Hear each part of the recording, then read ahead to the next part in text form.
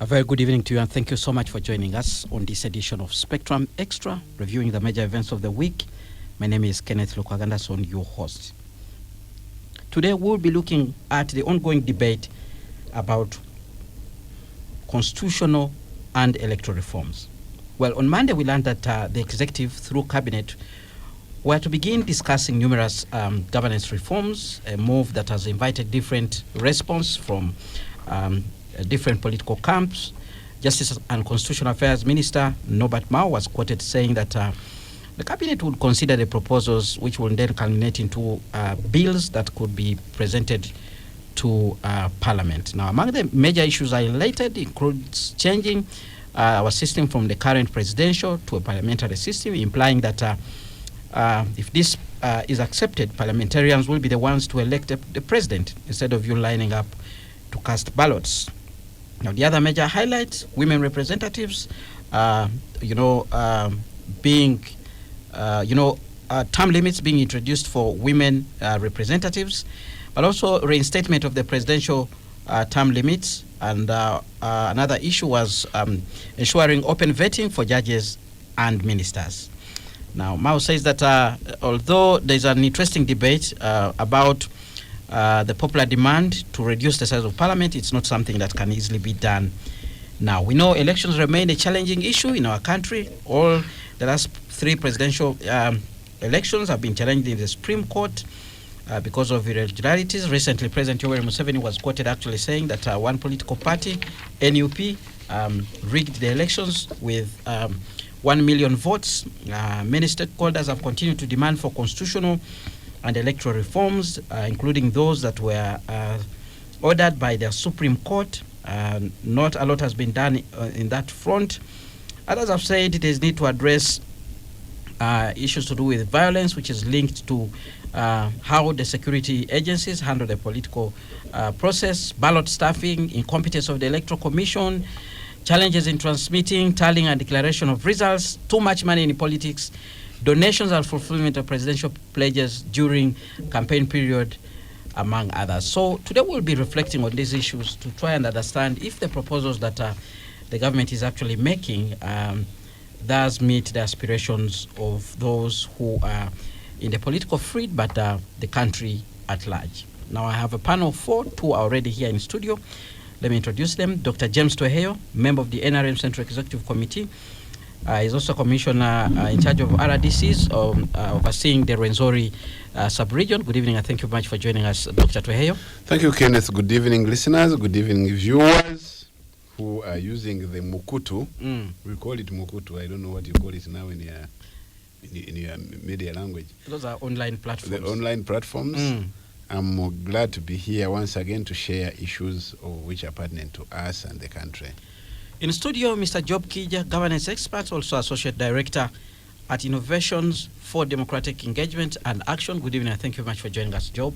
Thank you, Kenneth. Good evening, Radio 1 listeners and viewers. Happy to be here with you once again. Right, we expect two more guests to come in. When they arrive, I will introduce them. Please do share with us your views about this topic by using the WhatsApp line, which is 0703 090 090. It could be a question or comment, and the panel will be responding to you. But also, more important, it will be helping us to shape the discussion here in studio. Let me begin with you, Dr. James Tweheyo. You are familiar with the popular demand for constitutional and electoral reforms. It's one of the things that features highly in the reports, post-election reports by both local international observers. Political actors have even been also calling for the same steps. Now, finally, we are seeing a move on the side of the executive. Are these the kind of reforms that Ugandans are looking for? Thank you, Kenneth. You know, one of the greatest engagements this country goes into is the struggle for democracy. And this struggle for democracy is one of the issues that have taken this country the very biggest encounter that you'll ever find, which involves the rest of the population countrywide. It is one of the most expensive ventures, by the way, democracy, if you didn't know. And elections are supposed to be free and fair. worldwide. They don't say they're supposed to be free and excellent. They are supposed to be free, at least be seen to be free and fair. They have added that the results must be acceptable. Well, that's even when they appear to be free and fair, they may not be acceptable. So the elections exercise has always caused anxiety, has always caused conflict, has always been a source of violence, because perhaps of the nature of the elections we conduct. And quite often, many people who raise issues, both during and after elections, are raising issues that they contend with, which they don't either agree with, or which they feel they're being treated unfairly, or which they just say, no, I expected this better, but now this is what has come out, and possibly I am cheated. Actually, I always get mesmerized when some of the masters of ceremonies on weddings and others are introducing somebody and say, this is so and so, and he was cheated in elections, of course, making fun of it. Away from that, during a number of court petitions, during Kano Chiza Besije with the President Museveni and others, the issue of the law, the matters of the law were raised. During the petition of Right Honorable John Patrick Amama Mbabazi and President Museveni and others, the issues of the law again were raised. The Honorable Kyagulanyi, when he had raised this matter to court and later decided to withdraw it and put it to the People's Court, was also trying to raise issues of the law. Now, the government is so sensitive that if you are to have the legitimacy it takes, then you should also work within the framework of the law. And that's why when the court recommended that there should be amendments within the laws that govern the elections, government said, okay, let's put in place a committee. If you can remember, the president announced a committee led by the Right Honorable Francis Butagira that should look into the proposals for the amendment of the electoral laws, so that we bring clear electoral reforms that are acceptable by all. However, I think that committee has not been actively engaged. We expected it to move throughout the country, to move and meet a number of stakeholders who would raise issues. Although it's not yet done, still the time is running out, and the Minister for Constitutional Affairs, Justice and Constitutional Affairs, is the ministry that is mandated to get this off the ground and get it going. So when the minister makes mention of those, they could be some of the proposed amendments. And certainly they may not be all. I want to believe there may be other amendments, and when the minister lifts the lead, then we would expect other interested parties to forward their concerns for considerations in these amendments. And I want to believe these amendments, if presented to the floor of Parliament, will eventually be discussed as the procedures require and the parliamentary regulations require.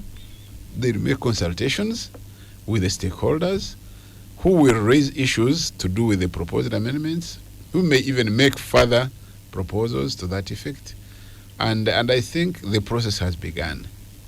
It may not be so early, but the process has begun, and it gives every other Ugandan opportunity to raise the matter through the rightful processes and get his or her concerns to the right centers for inclusion within these amendments. All right, that's your initial talk. Tech will be coming back to you to dig deep on some of the issues that you've put across.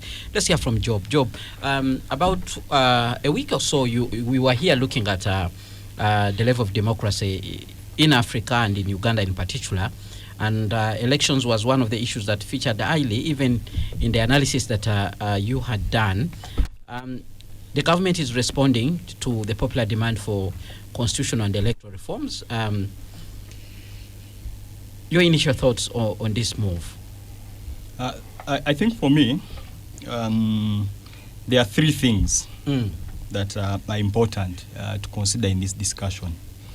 The first one is the process that is being used or that we envisage that will be used to put in place these electoral reforms and constitutional reforms, if we are to have them. This is not the first time that we're having reforms enacted in Parliament. It is also not the first time, of course, that we'll be having electoral reform and constitutional reform proposals.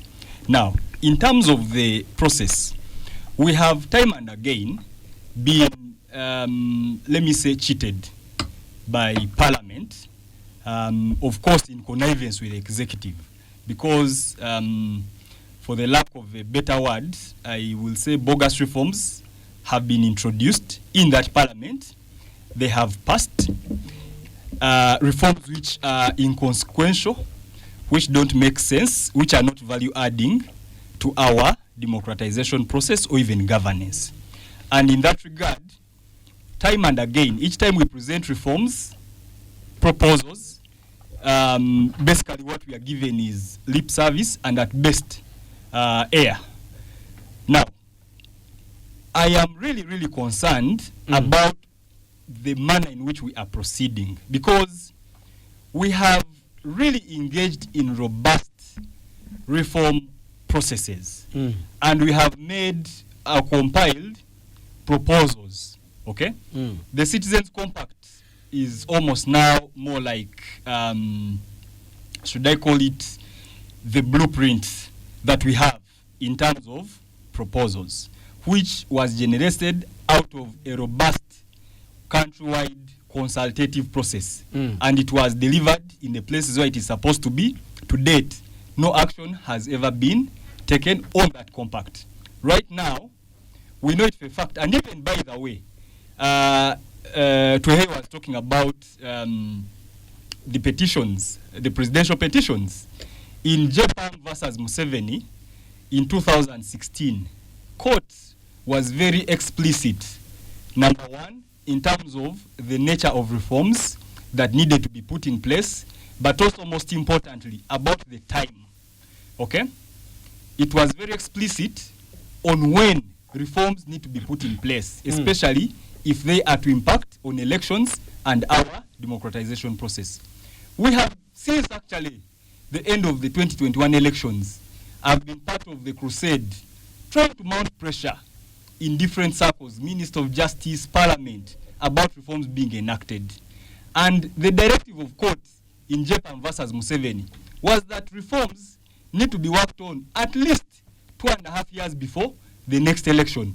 We are now just almost a year away from the next election. And what are we seeing? The Minister of Justice is again giving us lip service about constitutional and electoral reforms. The chairperson of the Electoral Commission has been very clear, okay, in different public spaces, and he has cautioned us about putting in place any reforms that are going to have an economic effect, but also number two, that will have implications on the time for these elections, because there is already a roadmap which is being rolled out. As we speak, demarcation of boundaries is ongoing. As we speak, the process of voter registration has actually started. Now, if we get reforms, and I don't know what kind of process is going to be taken, because a serious electoral reform process or constitutional reform process should take at the very minimum a year, whereby every single citizen must be consulted. Every single one? Yes. Really? Yes. Citizens should have an opportunity. Maybe you can say a thorough consultative process. No, I mean, you can't consult everybody. No, okay, you may not consult everybody, but every citizen's view. Let's mention. No, let me finish. Every citizen must be given an opportunity. You may not go one by one, okay? You may not go one by one, but give them an opportunity. Create spaces, create platforms where they can voluntarily come and contribute to the process. Now, all right, the way we are moving, okay? If I don't know what kind of process. I mean, Honorable Mao has been flip-flopping. On the one, when he was joining government, the NRM, he told us that he was going there to push for reforms. When he got there, he tried to set up a constitutional review commission. He was not given a budget. Fast forward, he said, okay, we are now going to reconstitute the Law Reform Commission to be able to take care of this, to date, we have not seen that happening. Now, we thought that maybe through that process, it is possible to achieve something. Right now, Honorable Mao is coming with reforms. We don't even know where he's getting them from, by the way. All right.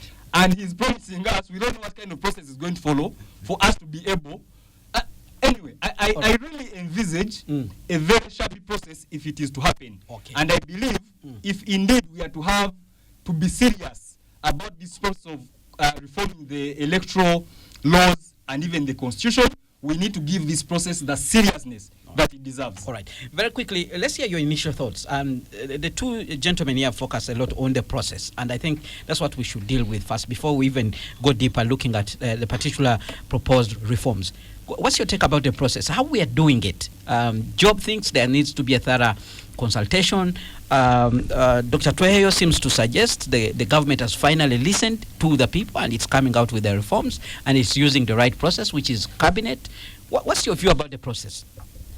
Joseph Ochieno, Congressman. Yeah, I must apologize for the exceptionally slight delay that you are on time. Involved. You are on time. I have never been here beyond the time. I try to make sure that I do so in every media space I am in, and in any case, in everything I do, because it's important to keep time, because time is money. Mine was basically constrained from a major event, national related, but thanks basically to the promises being given about infrastructure, and yet you still find yourself locked on a road, even in a posh between Kololo and Nakasero. All right. It's unfortunate that this is a conversation we're having at this stage in our independence history. Considering the fact that we had a fairly successful independence constitutional conversation, which I think you guys in the media do not give sufficient time and attention.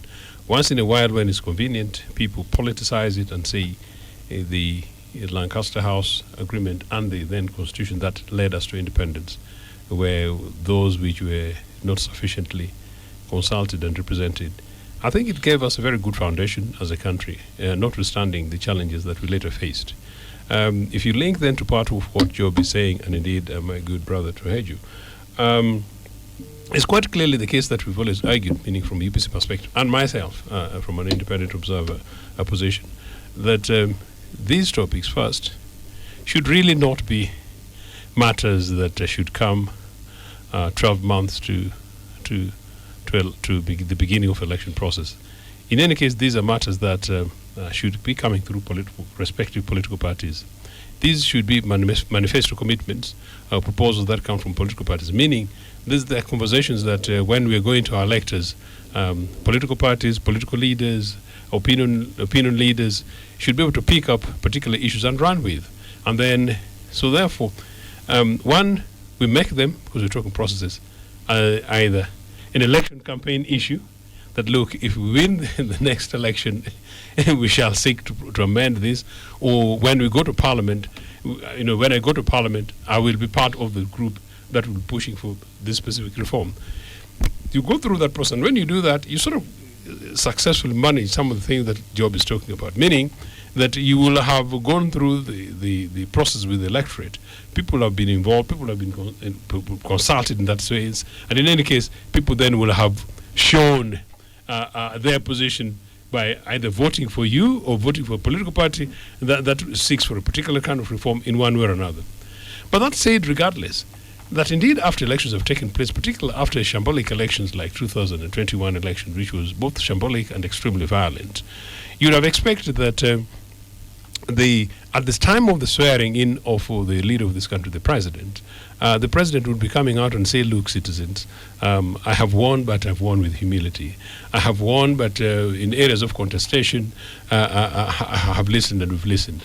I think I've won, and I don't think that we want to have some of these experiences, part of which may be things to do with election violence. And you say, look, going forward, we're going to commit ourselves to ensure that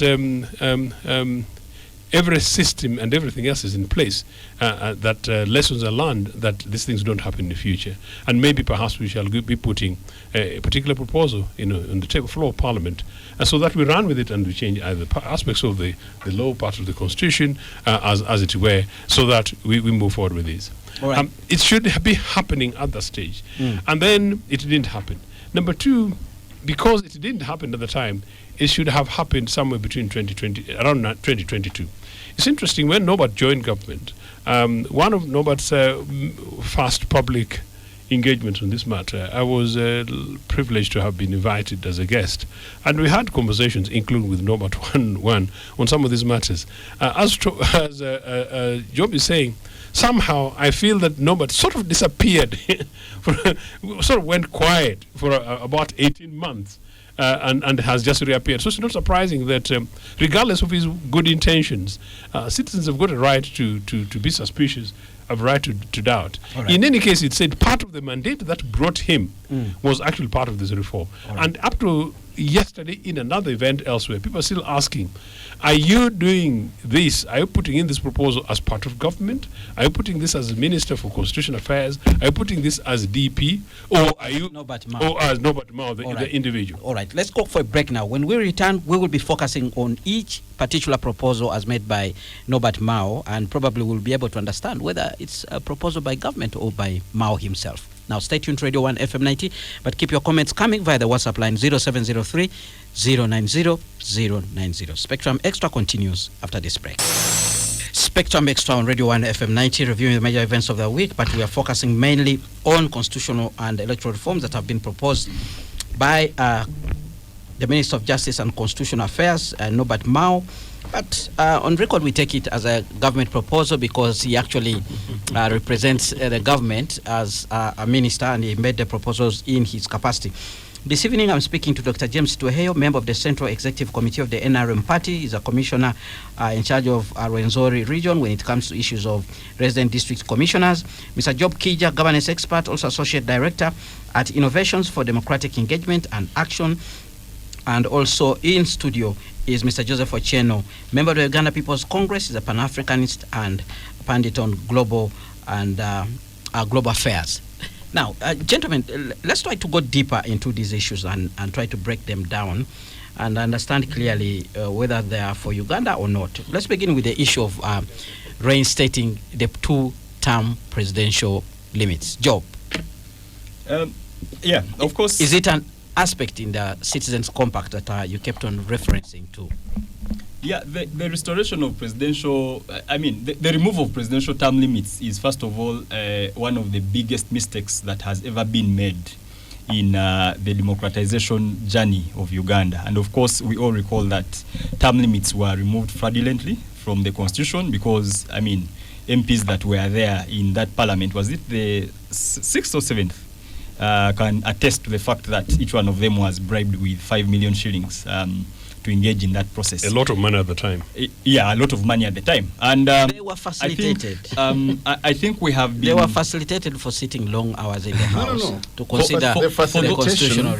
Let's get it right. The facilitation they were given was to go and make consultations with their constituents on the matter. Okay, anyway. And they did. Those who did. Anyway, those who never did, that's a different matter. You see, the facilitation was being given outside Parliament at a certain place called Mosakot. Yes. That's why some is that where facilitation is for parliamentarians is given from? If they agree to it. Did they agree? How did they receive it? Anyway, we have a number. If they didn't agree, then it means they didn't receive it. And remember, first half we were discussing processes. So what the process? And they have confessed that they were bribed. You know, my brother. The major point here now is that the government itself is saying let's reinstate the limits. Okay.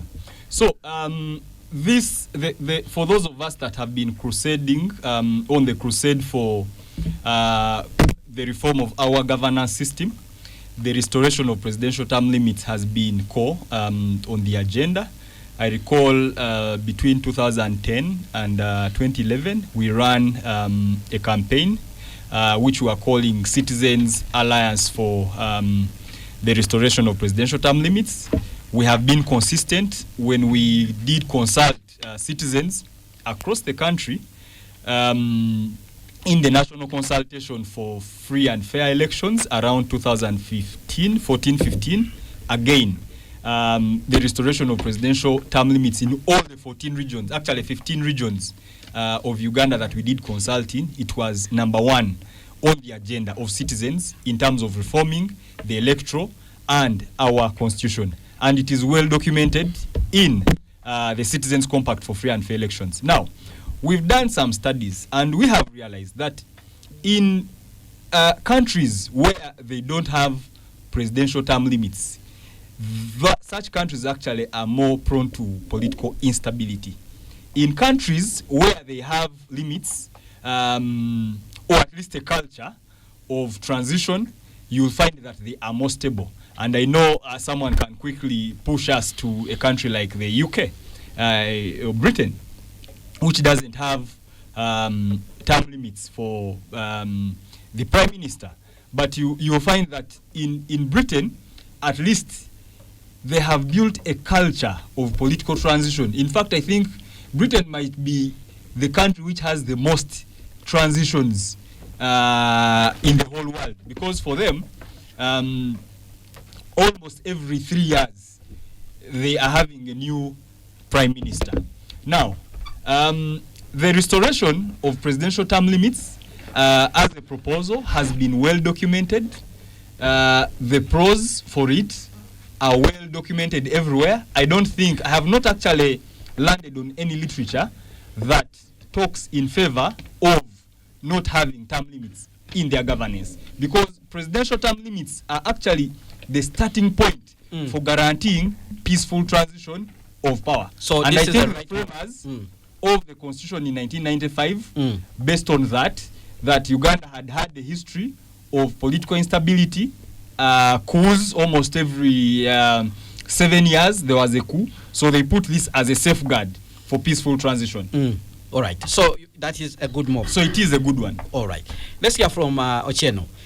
Reinstating the 2 terms presidential limits. Contrary to the view that this proposal was put in the NRA Constitution of 1995 because of a turbulent past, evidence suggests otherwise. In any case, Amin's government was overthrown. Amin came into government when, and in the eve of elections and independence. I mean, just put in context.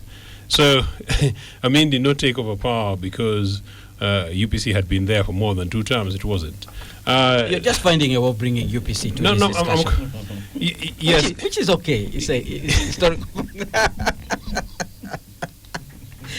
Anyway, no. Now since you provoked me, I'll say UPC is the future. There you go. No, and then Joseph, the challenge is that UPC hadn't been voted as a government. It had been voted. Okay. But we can discuss that later, because I was recently with some amazing, historical amazing political science. It was a DP victory. Of course not. We can have that conversation. All right. And in any case, because it's linked, and I'm quite happy to be able to have that conversation. Okay.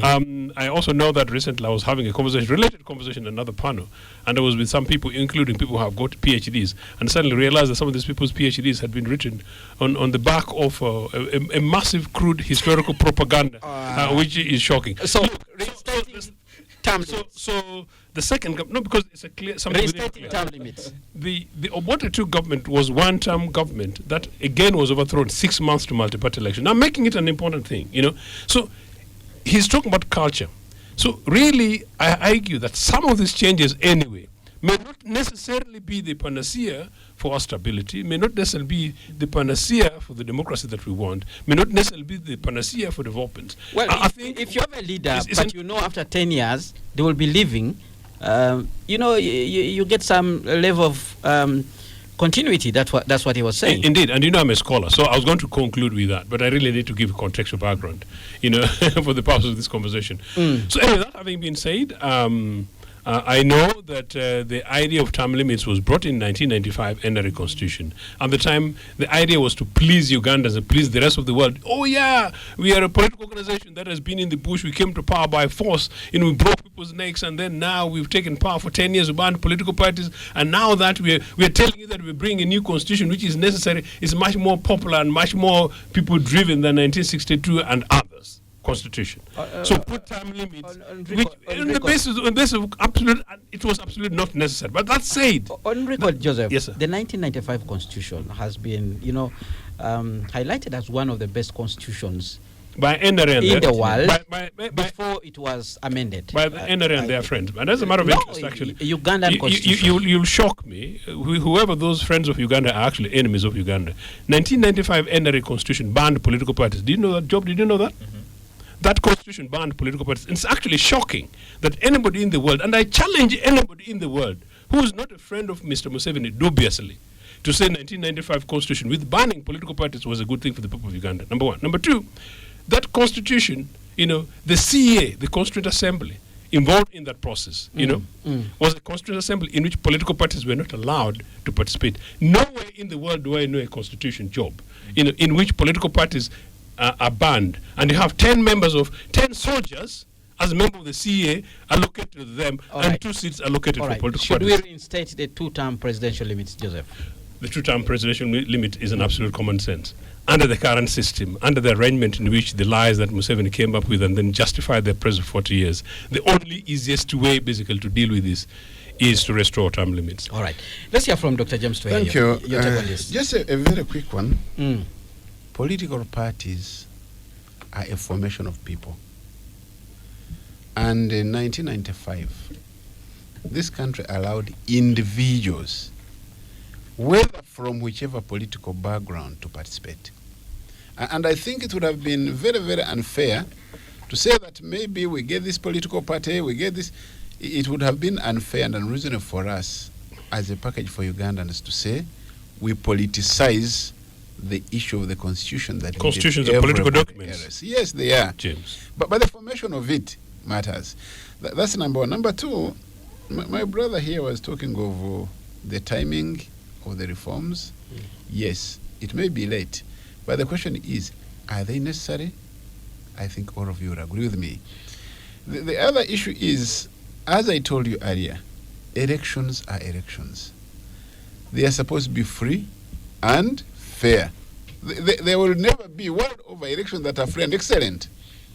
But when they are unfair, then at least we have a remedy where to run to. We run to court and the court directs. Yeah. Now, the issue is perhaps there could have been a delay in the implementation of this directive of the court. And this is where we should come to terms. It is necessary that we have the term limits. Why? Because in the 1995 Constitution, as he said, we are basing on the history. Now the terrain and history of this country has a little bit changed. 1986, when the government came into place, it was reconstruction, rebuilding. At least he is complaining of the roads in Kororo. Terrible. They're terrible, actually. You are complaining that they're being worked on. And that's the reason why you in fact, that's a better complaint. So now that the government, led by President Museveni, has put Uganda to a level of hope, then the history that used to have the turmoil for the other times has improved a bit. There is reasonable peace, and therefore it is necessary that in this peaceful time, where we are looking forward to peaceful transitions, then we should give a chance to another leader who will come in future and have the term and time to be examined, to be studied, to build confidence. And should it not work, Ugandans are still available. Ugandans can only sit down in the House, in Parliament, and say, no, I think we made a mistake. It is necessary to have reviews. Let me tell you, in this world, everything changes. Yeah, fair enough. What used to be there in 1986, what used to be there recently, changes. Even human beings, by the way, let me tell you, the Otieno I met here, or the job I found here, a few hours ago is not the same job I'm talking to. At least he's either happy. What I know is that the Tuheyo that I used to engage with when he was at UNATU is not the same yesterday. There must be adjustments. He was near to you. There must be adjustments to meet the operational environment. Someone who said that if Tuheyo of UNATU met Tuheyo of the Central Executive Committee, Yes, we would shake hands, absolutely. and Agree on how we operate. there will be But criminality. the fact is, the operational environment in which these reforms are coming is not similar at all to the operational environment of the time of 1995, of the time of 1986. And therefore, it is necessary that these issues come up. Yes, the other issue is the timing. You know, I don't know why some people speak as if they're not part of this country. You know the economy of this country. You know the resources. You know how Parliament distributes the funds. You know the needs of this country. And therefore, when at one point we have challenges that require the resources, these resources, they sit in Parliament and package it according to the emergencies. And therefore, if we have had an opportunity to raise these funds as a country to make sure that the reforms take place, we should be grateful and come quickly and get to it. So whether the reforms are to be enacted now or tomorrow or another day, let's first agree in the principle that they are necessary. That's the first principle agreement. The second issue is, what is the process? Can this process be met within the time frame? You know, in Uganda, the elections regulations, we are supposed to have a new government elected within 122 days. World over, it cannot happen. It has never happened. Tell me anywhere where the election in this world, on this globe, where the elections are done within the last 122 days of the term of the presidential end. Tell me in this world where elections must be announced in the 48 hours immediately after elections. Even in Kenya, which you thought was doing electronic, it is impossible. It was impossible. It was extremely difficult. Even in America, it cannot be done. So inUganda here, we are doing our best. All right. In the available terrain. I didn't get what you're saying, actually. You didn't get it? Yeah, No, it seems Were like you absent-minded or what? You missed the last point. point you made, that what? I The said comparison that you're making. we are talking of the time frame. We are talking of the time frame, and we are saying it is late. Some of you are complaining it is late to bring these reforms, as if you don't want them anyway. How does this relate to announcing of the elections? Late or early, when elections are to take place, I think it is necessary to have these reforms in trying to place. suggest that our electoral system is robust. Yes, Is that what you're saying? absolutely. that's what he's saying. It is not only robust, it is actually the most efficient in the world, regardless of the crude methods. All right. And that particular comment was making Job very concerned. Absolutely. On the term limits. So on the term limits, the necessity could be because of the transitional peace that we have had for a reasonably long time. We are told their removal was specifically to benefit one person. Not at all. Your leader. It was specifically to benefit the It's country. the only person who was caught up. It was specifically to benefit the country. How? Because we needed more time to stabilize, especially with President Museveni. And And also, only he could do that. He is not the only one who benefited. No, but only he could do that, James. Because he was the immediate who available. else benefited? Any other person James, why were you no, James, but why were you not available? failed not to No, James, Benefited. James, honestly, Put it honestly, other- James, wait a minute. why were you not available to replace Mr. Museveni at the time? Why were you not available? Oh, Cheno, You are of age. No. Every other person was available. Mbabazi, the owner of Mbabazi was Yes. available. The owner of Vesti was available. Chagulanyi was available. But they were not given a chance by Ugandans How? because they were never voted in. They were given the votes that were not sufficient to make them presidents. And And therefore, you cannot blame him. I understand what You you're cannot saying. blame him for being popular. But- No. But, yeah. Please, let me finish my. You cannot blame him for being popular because he never voted himself. And He so- was and voted saying by on and Ugandans. on and So on. now the term limits are being reinstated because Not the country necessarily. is Good point. Does it mean that these term limits, even if they were put, would they stop him from standing? Certainly not. Hey, you know, good. When would that be? Before the elections? By the way, let me tell you, nominations, to be informed, let me inform you and the rest of the listeners. Nominations for the presidential candidates will be on the 2nd and 3rd of October of 2026. Of what? Of 2020, no, Yeah, 2025. if the term limits 2025. If the term limits are So, reintroduced. The term limits, will they be introduced before or after? But anyway, let's look at the reality of the also matter. interrogate this I think issue. for me- When they restart the term limits, are we not likely to see a situation where they will say that now this is a new dispensation? He runs for 5 years, then he can still be eligible for considering the other the, 5 considering the tone of my brother James, Yes. and considering the postage that I'm seeing that your listeners are not seeing, it is actually possible they could say so, especially after this 80th birthday, when Mr. Museveni was so excited that he was now wise enough to know that NUP stole his elections. It's actually possible that we could be surprised by saying that, look, he's now the new young 80-year-old, and in any case a new dispensation, and so he be given another chance. Incidentally, So you're it's talking not about the surprising. law that is even not yet drafted. Right, Job, there's something that you don't understand from the submission of Yeah. James. Can you bring it out? I really, okay, James has somehow confused me. But for me, to be honest, Maybe that's his interest. I think it's very Agenda. I think it's very unfortunate Hey. that we are engaging in this discussion on more like assumptions, because Yeah, first yeah, of all, yeah. we have not seen The draft. the law, the bill. We have not seen. So a we bill. should not trust Mao. We have not. No, we have not seen a bill.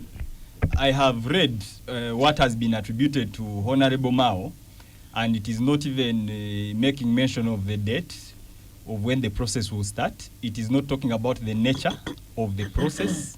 It is not even telling us whether he has finally found money, because the last I recall, at least what we can really hold him accountable for is what he said in Parliament. Well, And in Parliament, what he said, I already said it, that he said he had failed to be allocated money to And set up the Constitutional Review Commission. Maybe when He you was- when you look he at the was- proposals that he's making, it does not need money to reinstate term limits. You don't need an extra budget to change the elective system where Parliament is the one that sits and elects the president. You don't need more money. No, it No, would I- require I mean, consultation. actually, Let's be What clear. I'm actually referring reduces to- the amount of money that No, is going to be spent. for me, what I'm talking about is really about the process, because at least Mao has been with us. Okay, he was part of the process that formulated the Citizens' Compact for free and fair elections. He's still part of you. So hold on, hold on. No, I'm saying he has been part of the Crusaders. Yes. And as far as I know, he understands the process that we defined in the compact out of the consultative citizens process across the country. So he knows the process. So when he has been talking, at least he has been representing in a way what we discussed when we were at Hotel Africana during the national consultation. Now, right now, I still want to believe that he has not yet, that his mind or his psyche has not yet moved away from that. What I am seeing actually, in terms of what is attributed to him, is not different from what he said when he was in Lipi. These things he's talking about, that's why the question actually, of which Mao is speaking. Is it Mao, the President General of DP? Is it Mao, the chair of TDA? Because the chair of TDA at some point. You remember TDA? Yeah. The Democratic Alliance. I know. Okay? Is it Mao, the Minister for Justice and Constitutional Affairs? You or are- it is Mao? You are the right at individual? last. Now, what we need to know, what we need to understand is in which capacity was Mao speaking to the media. Was he speaking on behalf of government? Was he speaking on behalf of his party? Was he speaking on behalf of himself? Was he speaking on behalf of the citizens that entrusted him as chair of TDA then? I'm glad you know his Okay. capacities in which he appears. No. So that's what I'm saying. What we are discussing now is more like almost hearsay. Speculation, Oh, yes. it's speculation actually. Red herring. Yeah, it's speculative because there is no paper. I mean, Mao signed an MOU with the NRM. He went in, I think it was Parliament, and he talked about transition. And the next day, his boss, the president, was in the public space Rebuked him. disowning him and saying we've never discussed those things he's talking about. So I think we need really to be very, very careful on what exactly we are discussing. And that really for me is doing us a disservice. Joseph, in are we terms of this wasting time discussion. here? No, to be fair to Mao, I watched him on a certain program, or at least clips of him on a certain program not so long ago, and he was rather definitive to the extent that he said that actually many of the submissions that are attributed to him are not necessarily from him. I think Job has been part of this process, actually, amongst us here closely. And there's that one that came from the Citizens Compact. There is that which came from the Supreme Court ruling. Then there is aspects of that which came from the Justice Sabatunde,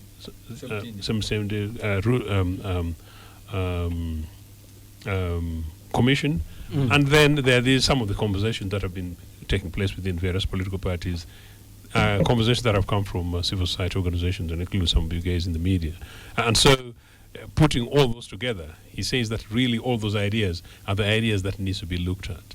Now, what is challenging, though, is that the day before I watched that, and the day before Mao would have spoken about this, I was with a fantastic friend of mine. I know these days I have many friends from NRM sake, but it will not move me closer to anything except to say that NRA should persuade their chairman to retire.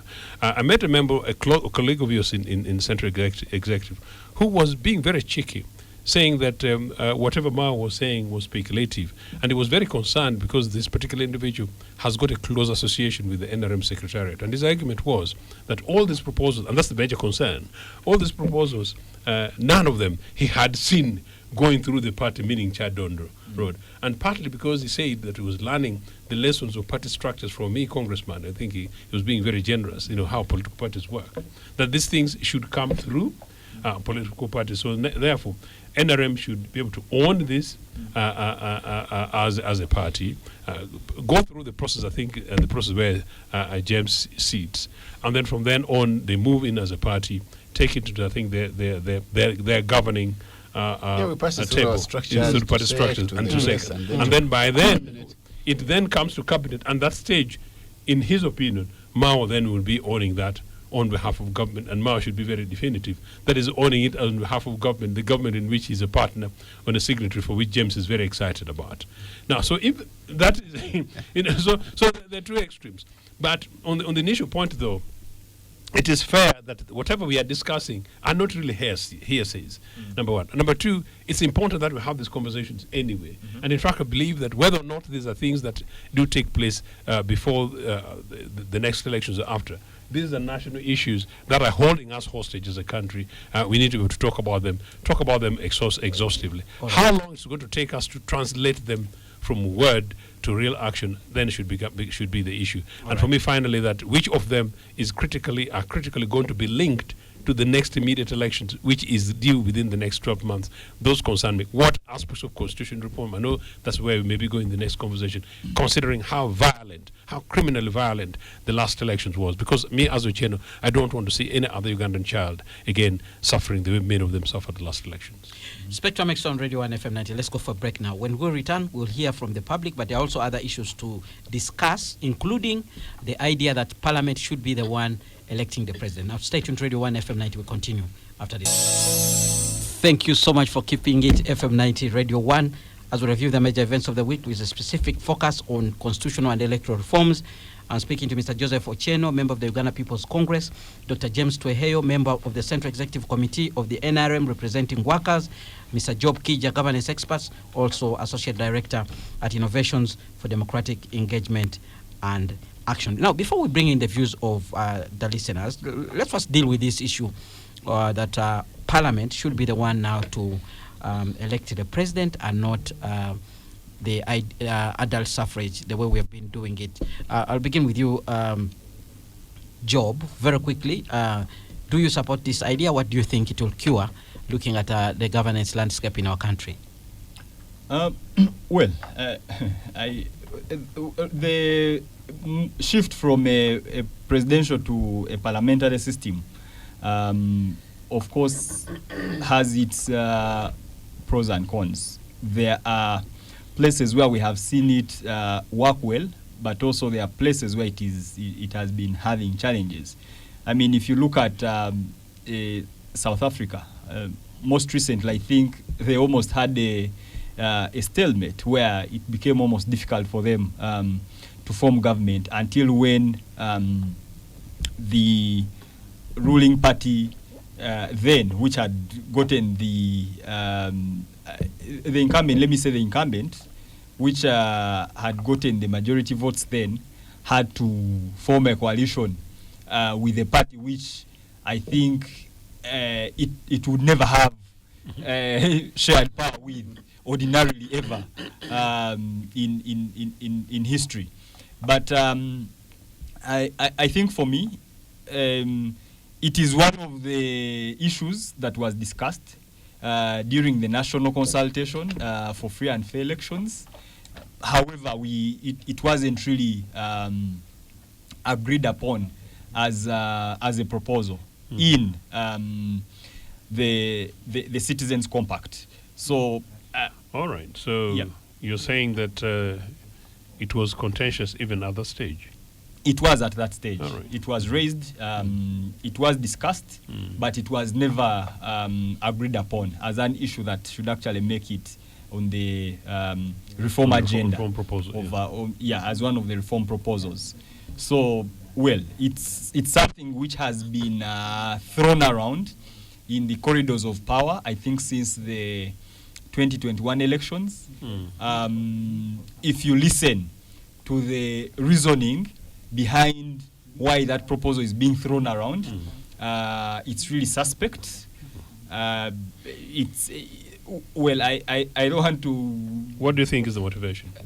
Well, I will not say what the motivation is, but it is more linked to the transition question that we've been discussing. That, I mean, some people have been saying, President Museveni is no longer strong enough to traverse the whole country and still campaign, so he needs safer landing. But also people have been talking about the fact that President Museveni is actually preparing his son to take over power from him. And the son may not have the stamina and the capacity to actually galvanize the electorate to vote for him. So probably if he came through a process like that... So the son would never win a presidential election? That's what some... Well, there are things like that. I don't want to say it that way, the way you're saying it, Joseph. But, I mean, people have been talking about the whole question of transition, that, the son is being prepared. It's unlikely that the son can be as popular as the father or have as much capacity to galvanize a certain percentage of the country to vote for him. So it would be more difficult for him to actually penetrate the citizenry and have that popular support as the father has had. So in that regard, it becomes easier for him to be elected by a party, of course, through a process that has already been managed at party level. So, I mean, those that are throwing this idea around, like I said, it has been thrown around the corridors of power or the political discourse since the 2021 elections, and largely what some of us believe is that it is informed by the whole discussion which has been going on about the transition and what nature of transition we might have from Museveni. All right. Spectrum Xtra on Radio 1 FM 90. Joseph, your take on this issue, Parliament having the authority to now elect the president, is it a good proposal? Does it cure anything? Does it take us forward or backward? It's important you use the word cure because constitutional changes are things that happen. I think, like James said, no country, no situation is constant. That change normally takes place continuously. And constitution reviews should take place anyway, but constitution reviews should be when there's a lacuna to cure. I don't know what exactly we would be seeking to cure at this material time, but except to say that, well, there is that general suspicion that the constitutional amendment is designed to please certain people, designed to equip certain people, designed to protect certain interests. Just like some of the amendments initially were done to prevent certain situations and indeed to protect certain people. It has actually in any case been argued that even when they were setting up the term limits and the age limits in their NRA 1995 constitution, The then target was then poor President Milton Obote, whom they thought was put the age limit so that in the unlikely event that he returned and was interested in governance, in leadership, that he would not qualify, and put the term limits, and that you would argue that he's governed for a time long enough to be able to be more than 2 terms, and he didn't. But that said, on the merit of the term limits alone, term limits generally do make sense, as we said. But then the issue now is how then is elections do take place for a president, in this case, whether it's a parliamentary or presidential. I gave that, if you like, the preamble because they are linked. In the previous elections, our post-independence elections, we did not have direct elections for the president. And I don't think the fact that we didn't have direct elections for president, I can see James enjoying this, it did not necessarily cause any sense of instability. As I said, the most stable and the most successful government we had since independence. UPC was everywhere, and Dr. Bote became prime minister. Indeed, and I'll explain because there's an element of a difference there which is important for your listeners. We delivered, the government delivered more than... Don't start. And of course they delivered. The Obote one government, 8 years of Obote one government delivered far more than anything you can compare with the 40 years of these Endere guys with their Mabatis and other suspicious things. But look, so that can be argued. And so that's why I was trying to talk about the values, James, and that these things are less sometimes even about the structures, the constitutions, but about the people, the values, the culture, and who the leadership are. So you have no problem. You have no problem. No, I'm coming. So when they set this thing, for whatever reason, there is no reason why we should argue that this was designed in 1995. It was changed. We knew it was changed to serve Mr. Museveni, to protect him. Now Mr. Museveni may be going away, and for whatever reasons, they're trying to change it back to this. Now, the return, as per the proposal, at least the way you defined it, is not the system that we had at the time. At the time, it was a pure direct parliamentary system, in which case the largest political party forms government. But here they're suggesting that members of parliament should be the ones to vote, will vote, regardless. In any case, it will almost certainly be the case that the largest political party, in parliament, will have the numbers to be able to influence. But it could arguably be suggested that in this case, UPC, which is an emerging political party, comes with 190 seats, and maybe NRA, sinks back to 100 to maybe 230. And that in such a situation, the contestation between the two dynamics emerge, where all other political parties may be, swing behind. In this case, UPC. In any case, it would be an independent wins, or possibly even an independent wins. Of course, those are possibilities. But talk about independence. Since we also talk about constitutional review, maybe you might find it interesting. My views has been this: that the politics of independence in this country is very abnormal, because most democracies, there are rarely as many independents as we have here. Because all right.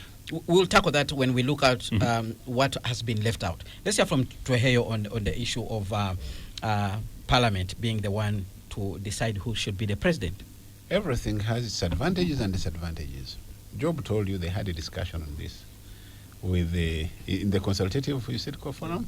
The National Consultation for Fair Elections. Yes, they had a discussion about that. Why did that matter come up for discussion? That's another question. Because Ugandans are normally keen on what happens and what they could bring as a cure. What would it be curing? I'm coming to that. Having elections for a president where the universal suffrage participate is a very, very big cure to separation of powers. When the president is elected, when the president is elected universally, the president has the mandate of the people and can prevail over these other centers and get things done. But here, when it comes to parliament, then there would be a little bit of a fusion. It would be very difficult for the president to have a clear engagement of the same parliament that is electing him at the moment. And therefore, it can give room to two things. Number one, it can give room to immediate growth of dictatorship, but can even facilitate more corruption. Why? Because the House is composed of only 560 people, and it would be easier for anybody who have the means and the ability to either pay out or and swing the votes. So I can see a little bit of a danger in that way. However, considering the circumstances, And at that point, I wanted to ask whether our current parliament, the way it is, can rise to the occasion to actually pick the best president for this country in the It event can. that... I think even as James comes into that, that's Yes. interesting, for James, for you. Yes. Actually, currently, the country is quite in a state in which parliamentarians, unfortunately, have had such a big beating in the recent past that every other time that is now actually influencing this conversation, because people are seeing Parliament as it is today rather than a very objective, independent Parliament as it might have to be. Right. So citizens are quite concerned about that, although ideally it shouldn't be. So but carry on. let's allow it if to you land. if you ask my view as a person, I would say this parliamentary elections mode of electing the president by parliament can actually facilitate tyranny, can facilitate corruption, but it can cure some few other elements, like, for example, the cost of elections for the presidential elections and others. It can remove this business of saying, you see the president doing this, the violence is here. Okay. It can Or cure that. minimize patronage. It can, it can also minimize patronage. And it can also strengthen political parties. Therefore, yes, Strengthen political it can parties. give them room, these parties, to go on the ground and work to ensure that they raise members of parliament who will go for legislation of the agendas of the government and parties. And so we need to look at the advantages of whichever. And I think we cannot study it now and get to the exhaust point. But in my view, it would be best to have the elections that includes every other person. For anybody to fear that, by the way, President Museveni is weak to travel the whole country, that one is a fallacy. If there is anybody who can move to this country and do 460 or 500 rallies before the campaign erupts, I can bet President Museveni can. In any case, he's he's winning not because of anyone else. Absolutely. Absolutely. That one I speak without any doubt, and he can get it done. All right, So if anybody fears that that's what it is, please withdraw your fears early enough. He's very comfortable and able to get this done in the shortest possible time and come back without even sweating. He still has the figure he was talking about. All right. Absolutely. Let's hear some feedback from the listeners. Kenneth, dreaming about electoral reforms under NRM is totally a waste of time. Remember, President Museveni said when someone has killed an animal, you can't request for any part. Instead, he's the one to decide what he can give you. That has a lot for a brave person. Term limits and age limits were removed in his favor, and those who supported it were rewarded. We should never expect anything good from the current government. Then we have another comment. Sorry, Kenneth, who are they going to consult? Remember the issue of term limits. MPs were forced to vote by head count. So let's expect more in that direction. That's Mawa Jacob Amaza, listening again from Moyo. Good evening, Radio 1. Talking about electoral reforms is okay, but a treasure thrown in the mud. The regime we have lacks the political goodwill and patriotism to make this country better. The weaker President Museveni and the NRM has become, the more legal hurdles and goalposts have been shifted to their favor. Soon, Parliament will pass a bill that says for one to be presidential candidate, you should have been born before World War II. A president who says that a snoring MP of the NRM party is better than an active and sharp opposition MP leaves a lot to be admired. Without political goodwill from the regime, we shall always struggle to raise the level of democracy to both what we desire and deserve. That's Chadondo from Luampanga in Nakasongola district. Spectrum Xtra, I said sometime back in the pages that the only reforms Minister Mao will be in charge of, constitution for MPs to vote for president, and it's coming to pass. Yes, as a rush NRM may add term limits. As a rush NRM may add term limits. That is how President Museveni treats his opponents who cross to his side. That is Robert Inkumi. Thanks for the program. I'm just inquiring whether DP as a party will have its resolutions tabled in line with the constitutional reforms proposed by Mao, who is double-faced. That's a green and yellow. I'm waiting to see that document. That's Masiga listening in from Chiwenda.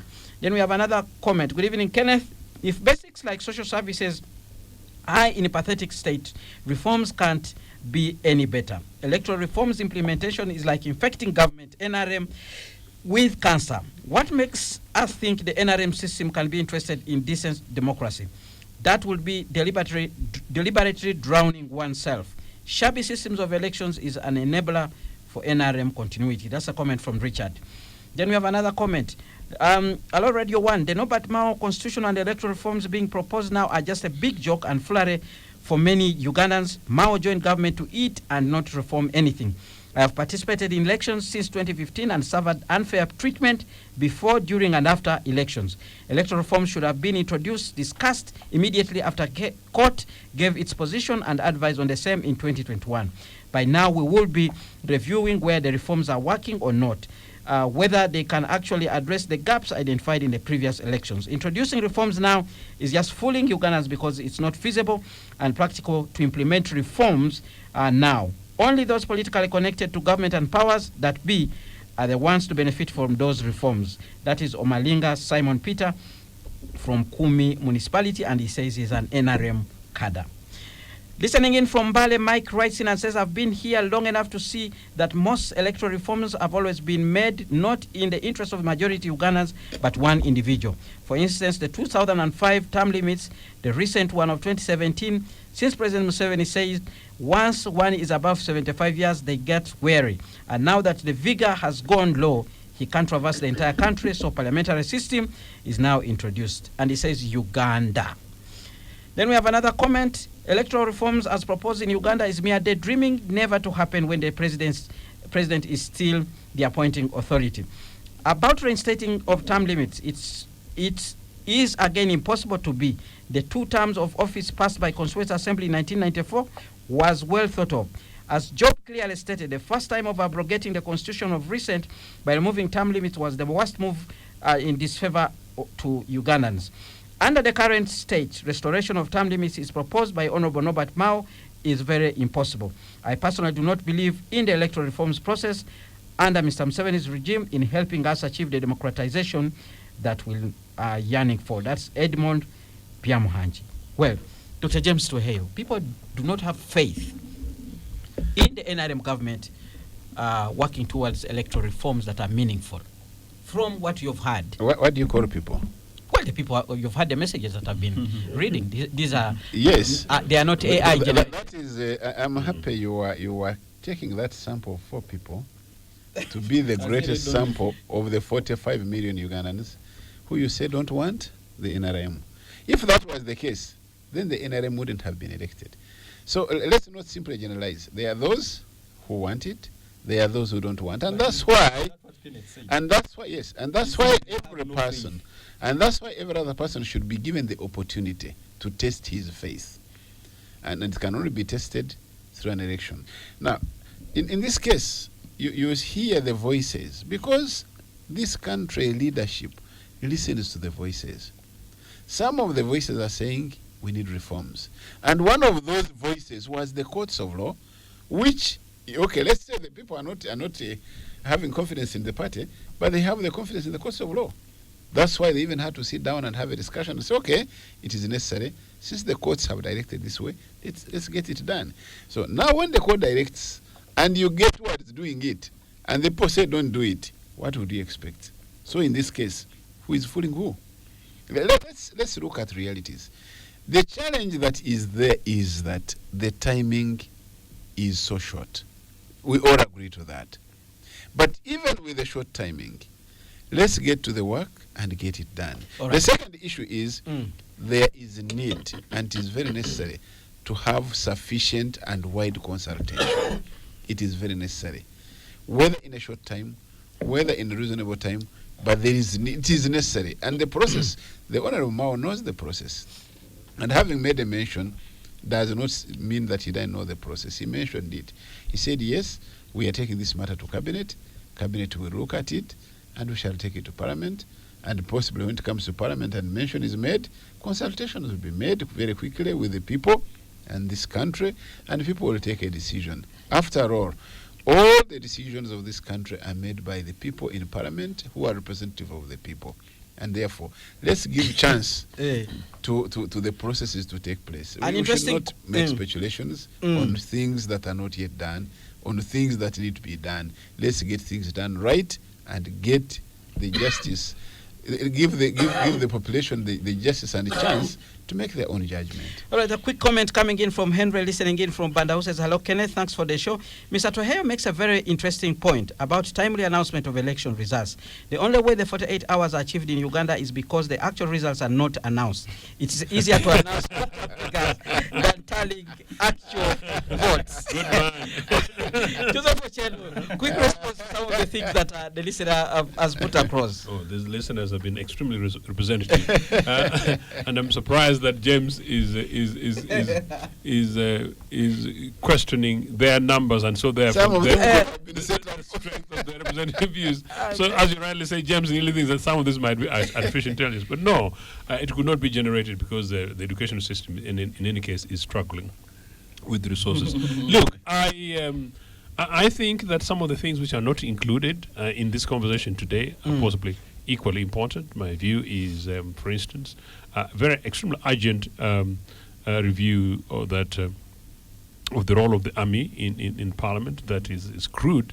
Parliament or the electoral process? Parliament, Okay. first of all, that we've got 10 soldiers in Parliament, and these are supposed to be people who are supposed to be non-partisan. And in any case, unfortunately, even the National Assembly, they sit on the side of government. Very boldly, they should be sitting on some neutral corner rather than with government. They sit with government and actually vote with the government. In Parliament, there's free sitting sometimes. Maybe By the way, actually, you're absolutely right. Free sitting maybe the free seats tend to be much more available on the your opposition eyes side. glanced in Parliament when there was free sitting. I'm telling you. You saw them the other side. No, I know some of these guys are your friends, but some of them are my friends also. No, this is not the time for us to have soldiers sit in Parliament. I cannot even mention the names of the UPDF representatives in Parliament. By the who are they? The only person I know is Elwelu is one of them. Elwelu, by virtue of him having been very popular. Deputy CDF and very popular then. Okay, good. So that is one. I knew the others, the late... There's Lieutenant General Kavuma, there's Brigadier General Bitawabo, they are quite a number. I have never interacted with those. You become very comfortable when we come to that bit of the conversation. But you see, the army is part of this country, and I don't know but why we should demonize it. Who's demonizing the army? But you are saying we are simply saying they should not be having 10 seats reserved for them in Parliament. In any case, how many they've got 10 seats reserved in Parliament, yeah? How many and do one they is it deserve? one seat, 4 seats for youth. Is that allegedly how in the many country. seats? How many seats do you think they deserve? No. The army is a national institution. They should not have a seat in Parliament. Being a national should give it even the opportunity to have more. The national, the Alright. Uganda national teachers. We should, as part of this reform, seriously, James, Look at the army. James, The role we of should the look army. at the army and Only the army or other special interest no, groups of course also? I'm coming. We should look at the army and please take it to your chairman, your boss, that is actually long overdue that the army should be moved out of Parliament. All number right. one, particularly if you want the confidence to be built on that institution as a national institution. For the moment, it's basically an NRA extension. Number one, and then number two, the role of the army during elections. The army should be in their barracks, not anywhere, even allegedly supporting the police. In any case, the role of the police also in the course of the elections must be such that they should not participate. Cases where So the law needs to change. The law needs to change as far as, and those are urgent things that must and can be done today. Campaign financing and financing, campaign financing is an urgent thing that must be and can be tackled within the next 12 months. And then number three, aspects of how we handle election petitions, cases where we have criminals participating in elections. I think both of my colleagues refer to UK, a case in which if you've got a criminal record, you simply are not going to go to Parliament, and so we should. Even here, once you are convicted, you cannot. But we've got criminal. No, we've got Mabati thieves sitting in Parliament. They are not convicted. We've got Mabati thieves sitting in cabinet. Not convicted. No. You know what I'm saying. Joe, we have someone who. We have someone that was found culpable and even admitted in the Gavi scandal and is now a minister. There you go. So these are things. What does the law say? These are things You that can tell us what regardless. No, you are the lawyer. Regardless, What does the law no, say? these are urgent changes, And why haven't you petitioned important changes, against and they're that? changes that we can agree and deal with very urgently this side of election cycle. And then finally, that in the event that in the course of the campaigns, either through bribing and violence in the elections, somebody is found wanting. In this case, maybe somebody is found to have rigged elections, and then they go through for these reviews. People should not be allowed to stand again. In my opinion, anybody who commits an election offense, it must be a criminal thing, and people should be barred for at least 10 years. In any case, maybe possibly barred forever. Right. I think the more we do that, the more you realize that even some of these changes that we are discussing here would possibly almost certainly not be necessary, because we'll be having a normal country. For the moment, basically, it's, it's almost like a mafia game in the streets of Kampala. All right, let's hear from Job. Quick response to some of the comments. I think for me, two things. First is that the people have spoken, even when when Weheyo might try to water down their voice. The people have spoken. The people have been very clear. I think for me, we are at a point whereby we have built consensus that our elections are flawed, they are fraudulent, they have never been free and fair. Even the biggest beneficiary, by the way, of this mess, recently, was it last week, in Munyonyo, confessed that over 1 million votes were tampered with in the previous election. Yes, he didn't and he confess, said he has evidence. He claimed. No, he said he has evidence.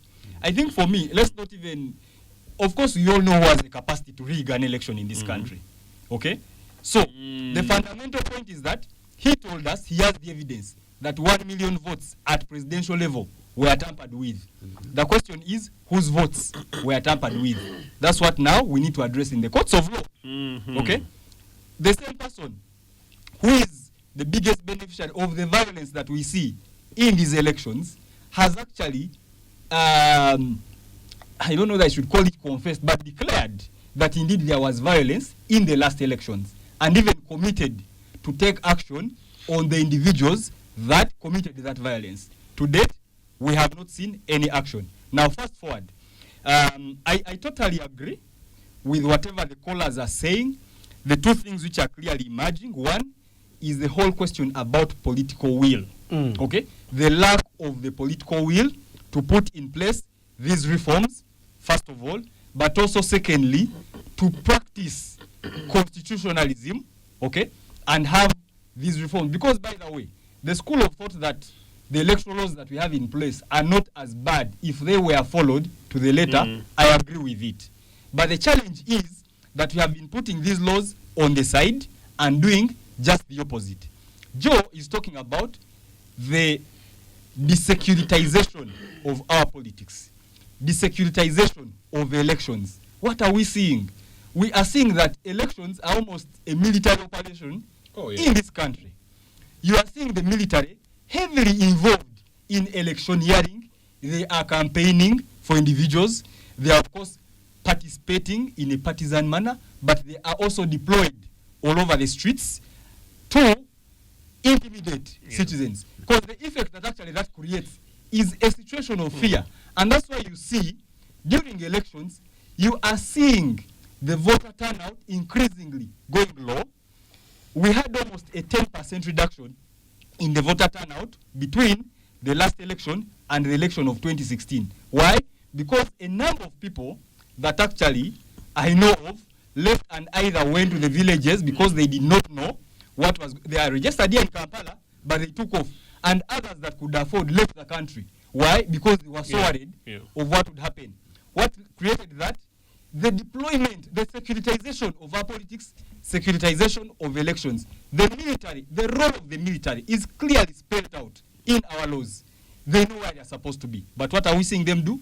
They are directly getting involved in politicking, which I think is very unfortunate. The police, yes, they have a role to play, keeping law and order. But the question is, what are we seeing the police doing in elections? That needs to be cured. I think what we need to do is to put in place a mechanism whereby security forces are hands off the elections, let them play the role that they are supposed to be playing. The Electoral Commission, its independence needs to be guaranteed, because right now, the situation you have is that you have an Electoral Commission that is almost hostage, okay? But it's supposed to be presiding over an election in which individuals that appoint it are also participating in the same election. All right, let's How go. do you expect such an electoral commission to even have any level of independence? Thank you so much for staying with us on Spectrum Extra live on Radio 1 FM 90, reviewing the major events of the week. My name is Kenneth Lukwagandason, your host. My guest, Dr. James Tweheyo, Mr. Dr. James Tweheyo, member of the NRM Central Executive Committee. Mr. Job Kija, governance expert, associate director, innovations for democratic engagement and action. And Mr. Joseph Ochieno, member of the Uganda People's Congress, a Pan-Africanist. Well, gentlemen, let's sample more of comments that are coming in from the listeners and then continue with the discussion. Good evening, Radio 1. As I've been saying, Uganda has no political parties but have political clubs. It's a very reason you find DP president is a minister in a government while DP MPs are in the opposition. That's a comment from Businje there. Somebody else writes and says, I have no hope for my country, Uganda, in Museveni's regime. That is Adit Moses Jeremy, listening in from here in Kampala. We have another comment here. I support the restoration of term limits for the president. The use of the parliamentary system is against the rights of Ugandans and the spirit of the 1995 Constitution. Term limits should be for all. 2 terms of 5 years, each for all elected leaders, not only women. Another reform is to remove armed forces from elections, remove them from parliament, and a so-called special interest group like the elderly, army, youth, and persons with disabilities. Another reform I want to see is to do with use of money in elections. Today, elections are bought, and so whoever has stolen a lot of money steals elections. So we have leaders who are money angry, and that is why parliament is today a house of cutting deals, stealing taxpayers' money. I also want to see reforms where that civil servants don't have to resign from their jobs so as to participate in elections. They can apply for leave without pay, and after elections, they can go back to their offices. After all, both civil servants and MPs are elected leaders. They are all drawing their salaries from the consolidated fund. That's a comment from Omalinga Simon Peter, listening in from Kumi Municipality, the NRM cadre. Uganda under Museveni cannot accept reforms of Team Mao. Ejoy Job, listening in from Mulago. Then we have another comment. I compare Mr. Ochieno with Trump, who clearly lost the debate to Kamara, yet he continues to say he won. Obote too did very badly. We can debate why for excuses, but not the fact. That is to re-agenda there with that comment. Don't forget Mao, before electoral reforms, had alluded to PLU being the majority in parliament in the next election. For me, this is all Mao's grand scheming from double first to triple first in order to secure his survival in the next election 2026 and beyond. That's a comment from Richard. We have another comment coming in. Parliament can elect the president because the visionary leader has lost popularity from the citizens. That is another comment from our listener there. Then we have another one from Okiru Collins. Calling the 1995 Constitution one of the best is hogwash. Well, it is designed indirectly to frustrate the spirit of democracy and promote one-party rule, while it ceremoniously states that Uganda shall not be a one-party state substantially. It leaves the heads of all arms of government under the one party. The executive is headed by the NRM, legislature by the default of the untamable NRM members, and NRM head is actually the head of the judiciary. With the approval of the legislature, says this is in breach of the constitutional provision against one-party governance. Furthermore, tell those NRM people that they are betting on a dying horse, and when it is finally dead, we shall hold them accountable. All those shameless things they speak, we record them. Well, that's a comment there from that listener. Somebody is recording you, Dr. James Tweheyo. Okay. Benon Fred Twinamasco writes and says, as long as we still have President Museveni, as long as we still have a president that believes that he is the only one or his blood that can be president, electoral reforms remain noise to his tune. We should change focus and discuss other things like curriculum for our children and industrialization. Wish everyone a happy weekend. That one has given up. We have another comment here. Mr. Tweheyo, you must be aware that the electoral process starts with making electoral laws. After making laws, the laws have to be implemented. At the stage of implementation, problems arise. The law is manipulated and the electoral process is compromised, rendering elections phony. NRM should develop a goodwill for free and fair election. Otherwise, welcome back from NPP conference. Kauma Digo, listen again from Mitiana. Well, that wraps it up, the comments that are coming in from the listeners. And I'll give you an opportunity, Job, to take us in the direction where Ochieno had started. What are some of the things that you think should be featuring highly on the agenda of electoral and constitutional reforms, as opposed to what you've actually downplayed that Mao is putting across? Yeah, I think for me, there's 8 core areas, but just quickly. The first one is considering our history. And the history, I'm not referring to the history of UPC, I'm referring to the past 63 years, 63, 62 of independence, and the challenges that we've been having, whereby we have never had a peaceful transition. We need to put in place reforms that guarantee peaceful transition. And we've had those in the 1995 Constitution. All we need to do is just to replace them, return them. Return presidential term limits, return presidential age limits. That's number one. Number two, desecuritization of elections, desecuritization of politics. And I think I have, Joseph spoke about that elaborately, and I also have in the past segment. The third is decommercialization of elections, decommercialization of politics. Money has really messed up our politics. Money has messed up parliament, okay? Money has messed up elections. Right now we hear that in order for you to contest and successfully win a parliamentary election, you need at the very minimum 400 million shillings, and some people are spending up to 1.5 billion shillings. When they get to parliament, of course this is business, they must first of all recoup their investment, their 1.5 billion shillings, and then make profits on it. And that's why you're seeing that parliament has just become a money bonanza affair. The third, and maybe to deal with that, you also need to be able to limit, and I think on the proposals that Mao is making, there's something around regulation of the money, the amount of money that is spent on campaigns. It's crafted in a funny way, because I mean it talks about prohibiting fundraising during campaigns. But you see, the danger that creates is that you have one player that is heavily subsidized on the state, the entire state apparatus. No, fully subsidized.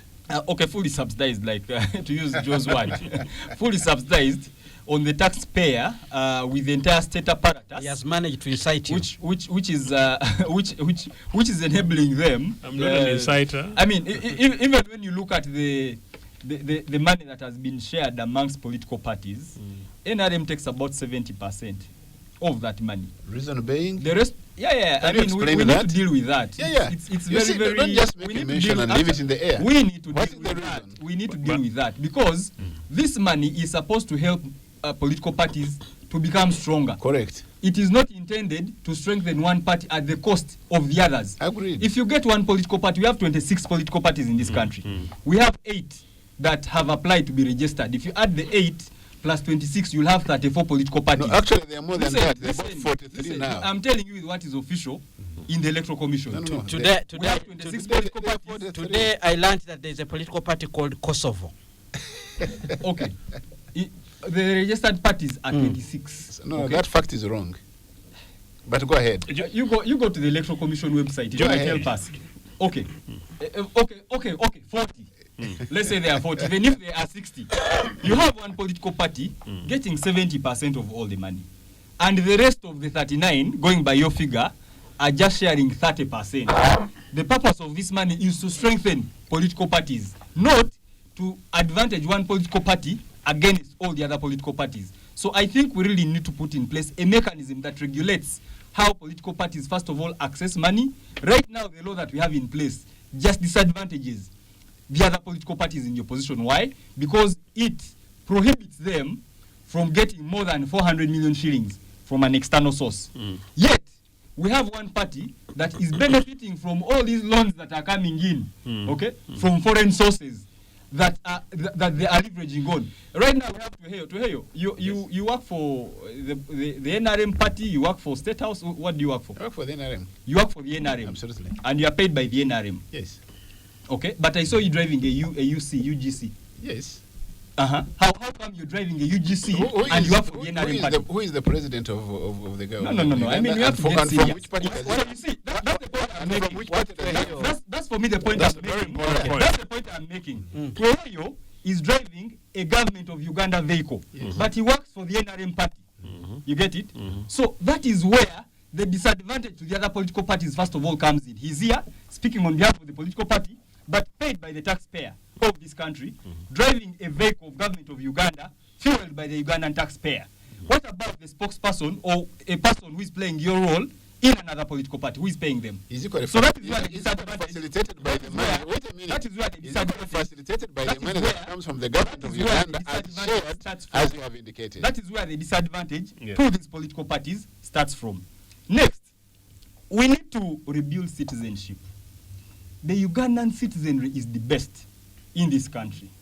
You look at citizens who, if you ask them even what makes them proud as Ugandans, okay, there's nothing that they can make mention of. If you ask the Ugandan, what makes you Ugandan? To hear you, what makes you Ugandan? Because I'm born in What Uganda. is it that you're proud of as a Ugandan? And what is it that I should not No, be no, no. proud What are of? you proud of? No, tell me what is it that So- I should so- not be so you proud see, of? I'm proud of everything that I'm Ugandan. Citizenship, okay? That citizenship has been vulgarized. It has been broken down. Citizens do no longer have this feeling that, you know, I belong to this country. All right. I am proud of it. I can exercise my rights. So are you Ugandan or you are not? Please, when citizens, spaces where they are supposed to be exercising their citizenship, Citizen Square just here, okay? What is there? It's a place where I should go there and express myself, but it's surrounded by members. When you go to Kololo Independence Grounds, Don't worry, Independence you're Grounds, expressing yourself here. Independence Grounds.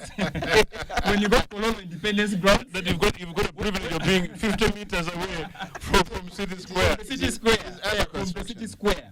When you look at civic organizations that are trying to help citizens rebuild their citizenship or to enjoy their citizenship and feel that they belong to this country, they are being closed down, they are being arrested, laws that are constraining them are being put in place. So I think we need to put in place to think of how do you rebuild citizenship in this country? How do you help Ugandans actually feel that they are part of this, if I may call it the Ugandan dream? All When you right. go to America, you talk about the American dream.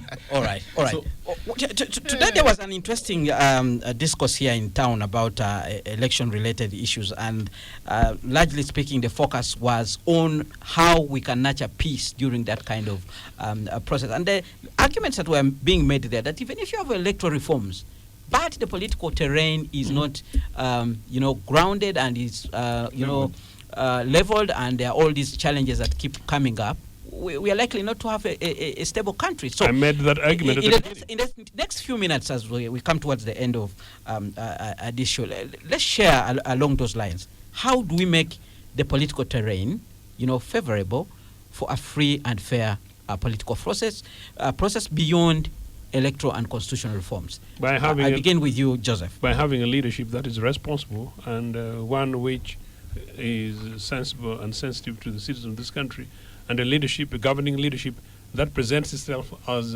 Ugandan and nationalistic and patriotic, rather than self-centered, party-centered, family-centered, and individual-centered. We don't have that leadership.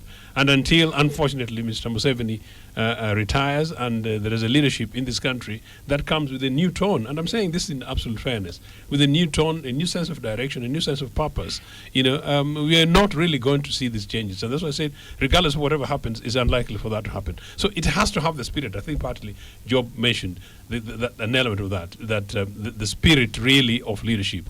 And I really don't see that in NRA. I don't really see it from Mr. Museveni. But I think, that said, I would actually still insist that if some of these changes that we are discussing are able to be implemented, that we may just about see something slightly different. So the point Job was making about this election financing, although I wasn't putting it in that context, that's an extremely important point. James, I have come to know how this financing of political parties thing came. It was really a project, to rescue NRM.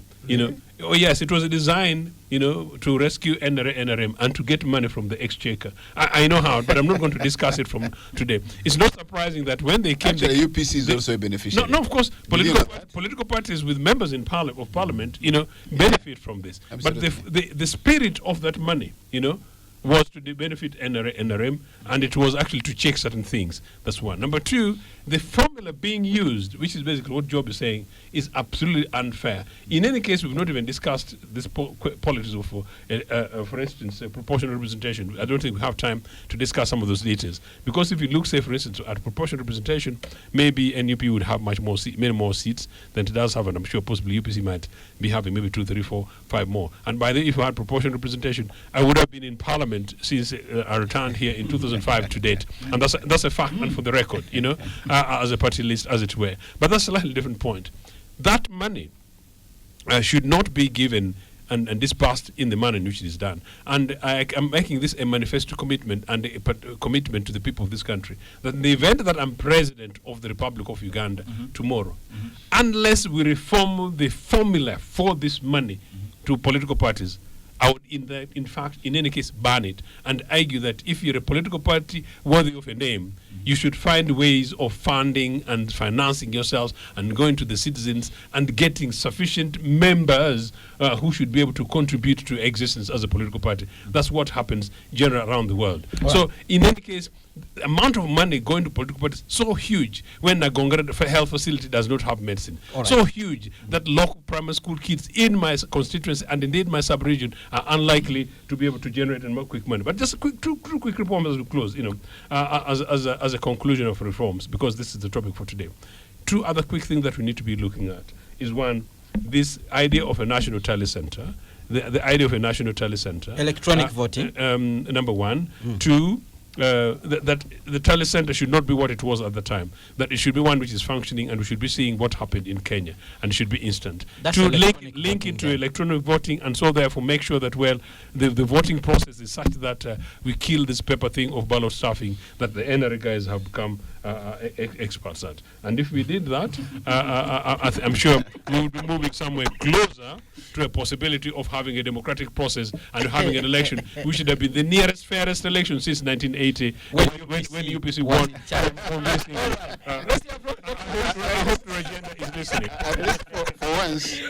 For once, we have a meeting point with the UPC. All right. Because President Museveni has been the greatest proponent of electronic voting.